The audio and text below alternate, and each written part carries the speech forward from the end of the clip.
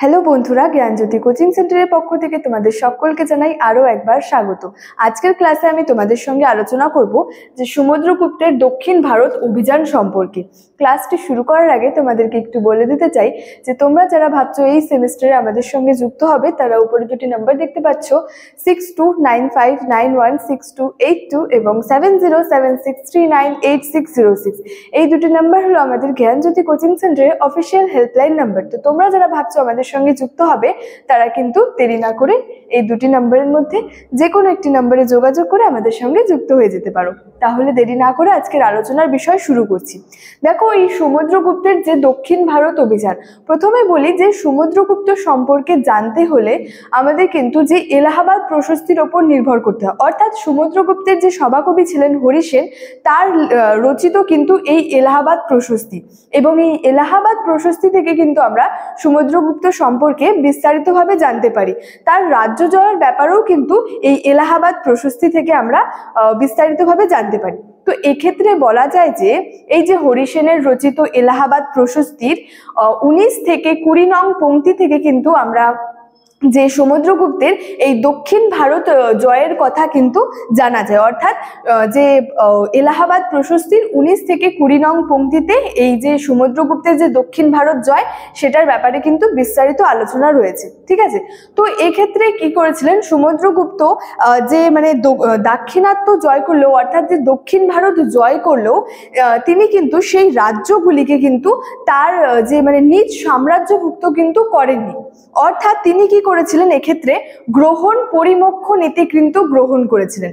এবং এবার হচ্ছে এই গ্রহণ পরিমোক্ষ নীতি কি, দেখো এই নীতি অনুযায়ী কি হয় যে প্রথমে হচ্ছে যে শত্রুকে আর কি বন্দি করা হয়, তারপর পরবর্তীতে আর কি যে পরাজিত যে রাজ্যের রাজাকে তার রাজ্য কিন্তু ফিরিয়ে দেওয়া হয়। অর্থাৎ এই যে গ্রহণ পরিমোক্ষ নীতির কথা বললাম, এই গ্রহণ পরিমোক্ষ নীতিটা বলতে বুঝিয়েছে আর কি যে প্রথমে হচ্ছে যে শত্রুকে বন্দি করা হয়, এবং তারপরে হচ্ছে যে পরবর্তীতে আর কি পরাজিত রাজ্যের রাজাকে তার যে রাজ্য সেটা হচ্ছে ফিরিয়ে দেওয়া হয়। এই যে নীতিটা, এই নীতিটা কিন্তু ধর্ম বিজয় নীতিও কিন্তু এটাকে বলা হয়ে থাকে। এবার বলবো যে তিনি দক্ষিণ ভারতের মোট হচ্ছে 12টি রাজ্যের যে রাজাকে কিন্তু পরাজিত করেছিলেন।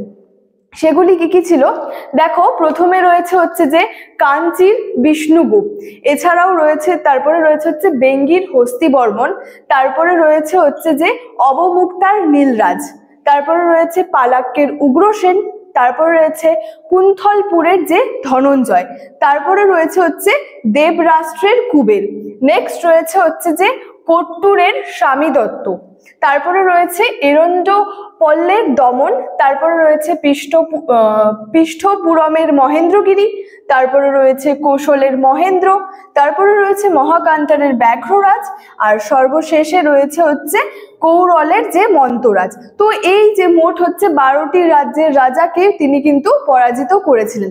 তো এটাই কিন্তু ছিল যে সমুদ্রগুপ্তের যে দক্ষিণ ভারত অভিযান, অর্থাৎ তিনি যে দক্ষিণ ভারতের যে রাজ্যগুলিকে পরাজিত করেছিলেন, মোট 12টি রাজ্যের রাজাকে তিনি পরাজিত করেছিলেন। তো এই যে 12টি রাজ্যের রাজাদের নাম কিন্তু আলোচনা করলাম। তো আজকের এই ক্লাস এতটুকুই ছিল।